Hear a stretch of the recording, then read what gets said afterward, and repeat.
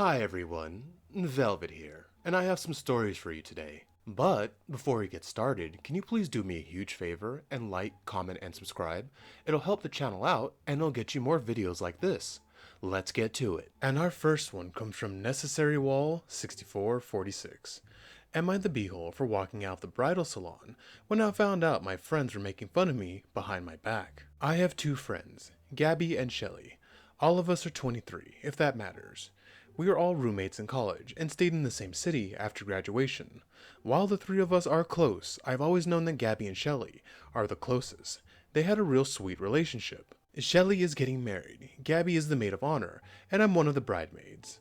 Over the weekend, I went with Shelly so she could look at the wedding dresses.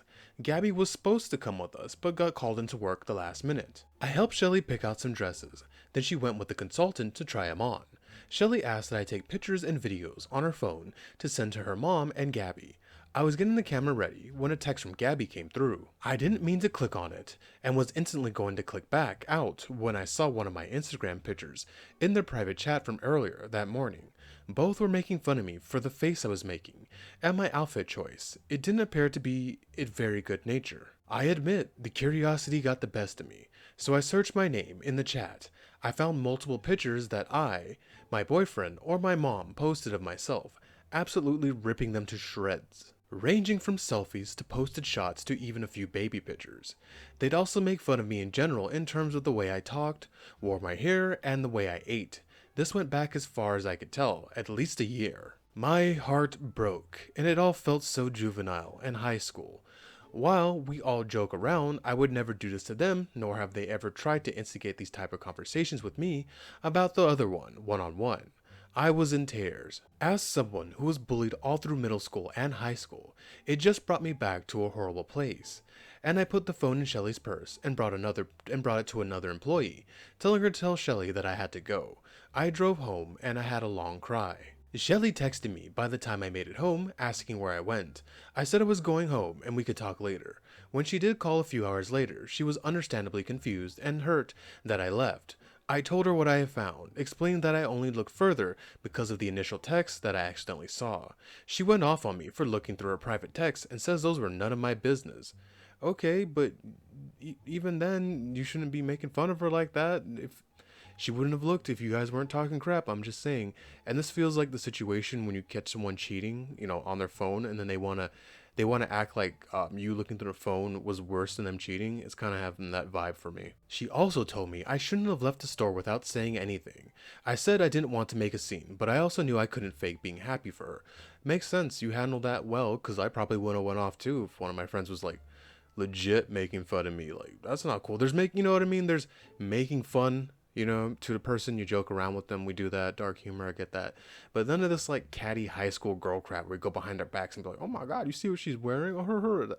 That is some lame crap that adults shouldn't be doing. You know what I mean? Shelly told me those texts were all in good fun. And clearly she loves me because I'm going to be her bridesmaid. She added that I'm only hurt because I chose to read all those texts. Yeah, you made hurtful texts and she saw them. Of course she's going to be hurt. Later on, Gabby called me to tell me that I invaded Shelly's personal privacy and hurt her by walking out. Oh, screw you too, Gabby, you mean bee. The only reason she's sticking up for her friend because she looks bad too. My boyfriend and my mom think I did the right thing by walking out, but obviously they're a little biased. I just want some unbiased looks. Was I a beehole and look through a text and then leave? Look, Opie, you saw the text. It's not like you were, searching for a phone to read her business. You were gonna have her phone in your hands no matter what. I don't know what she was thinking. Maybe she was caught up in the glitz and glamour of the wedding. I will never get this wedding crap. And you were gonna see a text no matter what. It happens all the times when people get text. You hear a ting and something moves on the screen and you look at it. And if it's something with you, of course you're gonna be a little bit nosy and start digging, which, I can't fault you for that. That's human nature. But OP, after what you've told me on the story, those aren't your friends, OP. Those are those mean girls making fun of you. They have you around them so they can just, chuckle with each other making fun of you like that. That's an effed up thing to do. OP, like I said, those are not your friends. If I were you, I would end that crap. What are you gonna do? Go back to them? Sounds like they're already trying to manipulate you, by saying, oh, it's all in good fun. Those two are gonna keep chipping away at you and whittling you down until they break you, OP. End that friendship right now. You don't know friends with that. Who needs enemies? You need to be done with that. No, you are not the beehole. And our next one comes from Fantastic Pension 734. Am I the beehole for refusing to pay for birthday presents for my son that he can only use at my ex-wife's place? I am a 52-year-old male, recently separated from my ex, a 49-year-old female, for 18 years. We share custody week on, week off, with our two children, a 13-year-old daughter and a soon-to-be 15-year-old son. The relationship ended mostly amicably. No one cheated on each other, as far as I know, just drifted apart, friend-zoned.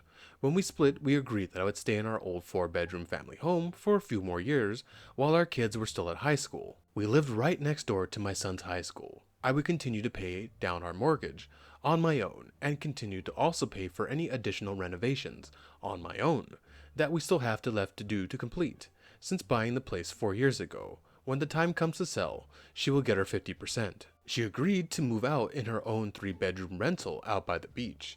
I'm paying her child support, as she only earns about 1/3 of what I do in her part-time 30 hours a week job. The rest of her income comes from government social support. We have a joint bank account where we both put money in to cover the kids' general needs. This week, my son's 15th birthday. He's big into gaming, basketball, and fishing.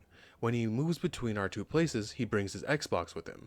I paid for 2 computer monitors, one at each property, just so he can do this easily and be happy. He has a homemade basketball hoop that he helped me build and paint for him when he was young, 10-year-old lad, mounted on the outside of my home for him to practice whenever he stays with me. My ex emailed me to ask what I think we should get him for his birthday, i.e. share costs for. She listed 2 things, firstly a freestanding basketball hoop and a gaming chair, all up around $1,000 total, both to be used only at her place for his enjoyment there. I've refused to help her buy these particular options. I prefer it if we spend our money on something that he'll enjoy getting benefits from, wherever he may be, like new clothes, a new device, a new bike, fishing gear, etc., etc. Only a shared family experience with the both of us present. I thought that was reasonable. My ex-wife thinks I'm being a jerk with this stance, for not agreeing to pay for any of those in particular presents, to help furnish her house or his bedroom there. She's suggesting that it's not fair that he gets to play basketball at my place and not hers.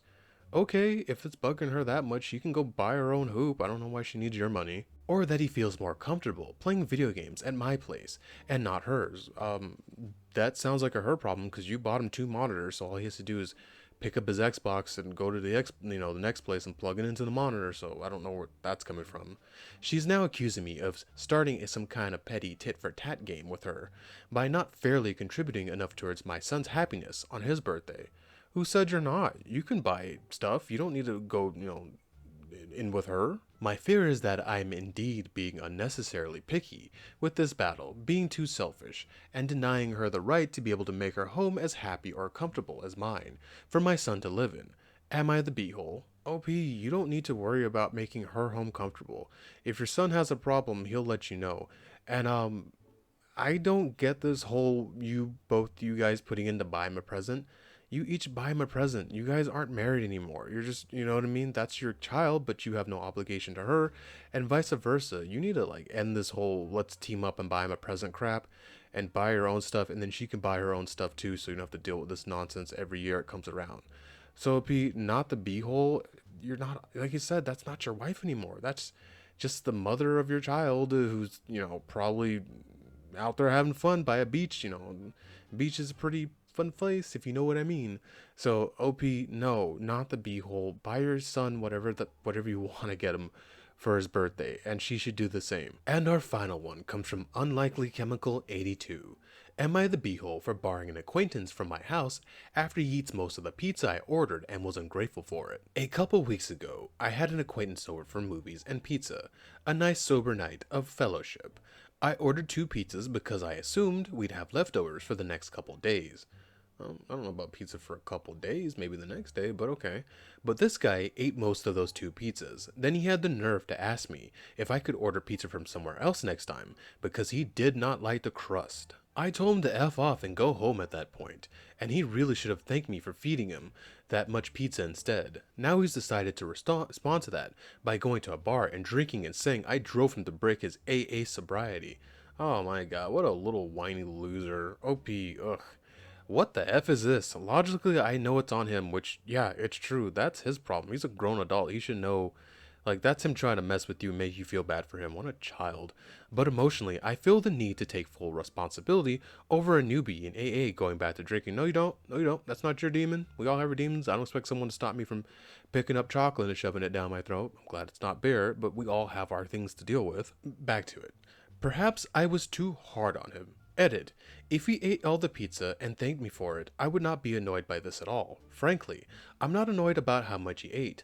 I'm annoyed about the lack of gratitude after the fact. Yeah, OP, I completely get where you're coming from. You come out of pocket to buy a pizza, and depends on where you go, but pizza kind of gets up there, unless it's like Little Caesar for $5. I don't even know if they still do that anymore, but yeah, it's not cheap to get pizza nowadays, and he wolfs down basically two full pizza pies. Like, that guy's got problems. I could put down maybe 3 slices of a pizza, and that's pushing it. And then, after you come out of pocket and feed this guy, he's ungrateful. It's like, oh, this what the crust sucked on this one. Get it from somewhere else, okay? No, you don't owe him anything. So yeah, I'd kick him out too for that disrespect. And for the AA stuff, yeah, that's really childish. He sounds like a little kid throwing a tantrum, and he was just looking for an excuse to go back to hit the bottle again. So P, that is not your problem. That is not your child. That is not your husband, your wife, whatever. You know what I mean? That is not your circus, and that is not your monkey, OP. OP, you are not the beehole. Thank you for making it to the end of the video with me. And can you please do what I said in the beginning? And like, comment, and subscribe. It really and truly does help the channel out. It helps it grow, and it helps you get more videos like this. Velvet out.